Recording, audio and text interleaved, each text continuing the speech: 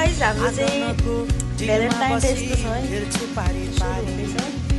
आँखै अघि जान्छ उमेर पोखरिया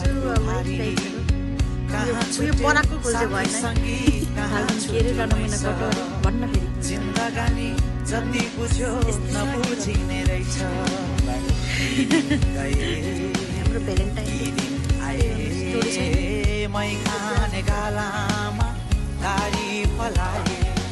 राखे उमेर जाँदो रहेछ हातैमा गन्धा गन्दै